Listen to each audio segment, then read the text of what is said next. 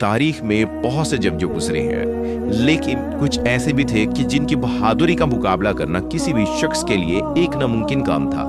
आज की हमारी इस वीडियो में हम ऐसे ही 5 इस्लामी जंगजुओं के बारे में बात करेंगे। पे लिस्ट के जो नंबर 5 पर है उनका नाम है अर्तुगरुल गाजी।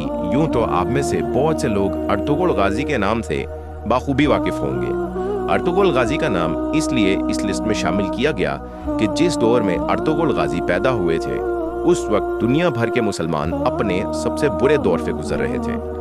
चंगेज खान की मंगोल सल्तनत दुनिया भर के मुसलमानों पर कहर बनकर टूट रही थी। वो अर्तुगरुल गाजी ही थे कि जिनकी मेहनत की बदौलत तुर्क में मौजूद छोटे छोटे कबाइल मंगोलों के इस जुल्म के खिलाफ उठ खड़े हुए और आगे चलकर अर्तुगरुल गाजी के बेटे उस्मान ने इन्हीं कबीलों की बदौलत एक अजीम सल्तनत कायम की, जिसको तारीख में सल्तनत उस्मानिया के नाम से जाना जाता है। और इस सल्तनत ने आगे चलकर 600 साल तक मुसलमानों की हर जुल्म से हिफाजत की। हमारी लिस्ट के जो नंबर 4 पर है उनका नाम है अमीर तैमूर। तैमूर 9 अप्रैल 1336 में पाकिस्तान में पैदा हुए थे। अपनी बेहतरीन हुनरमंदी और सलाहियत की बदौलत उन्होंने एक ऐसी सल्तनत को कायम किया कि जिसका एक हिस्सा हिंदुस्तान के शहर दिल्ली तो दूसरा द ग्रेट ऑटोमन एम्पायर से जा मिलता था। अमीर तैमूर के बारे में कहा जाता था कि बड़े से बड़ा दुश्मन बिना लड़े ही इसके सामने अपनी हार को तस्लीम कर लिया करता था। अमीर तैमूर को तारीख में हमेशा एक पादशाह और एक बेहतरीन जंगजू के तौर पर याद किया जाएगा। हमारी लिस्ट के जो नंबर 3 पर है उनका नाम है सलाहुद्दीन अय्यूबी। आपको बताते चले कि सलाहुद्दीन अय्यूबी अय्यूबिड सल्तनत के बादशाह थे जो कि 12वीं सदी की एक अजीम सल्तनत थी। सलाहुद्दीन अय्यूबी ऐसे बादशाहों में शुमार होते हैं कि जिनको उनकी बहादुरी के साथ साथ दरिया दिली के लिए भी याद किया जाता है। रूह को चाहे नाइट हो के फौजी चाहे कोई हो, मुझे कसम है अल्लाह की किसी को खराश तक नहीं आएगी। इस आयुन फतह के बाद किसी मुसलमान को जिंदा नहीं जाने दिया था। आपका शायद याद नहीं, मेरा नाम सलाहुद्दीन।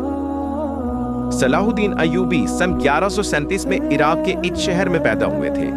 इन्हीं के दौर में दोबारा बैतुल मुकद्दस जो कि मुसलमानों का किबला अव्वल भी है, इसे भी फतह करने में कामयाब रहे थे। सलाहुद्दीन अय्यूबी को तारीख में हमेशा एक रहमदिल सुल्तान और एक शानदार जंगजू के तौर पर याद रखा जाएगा।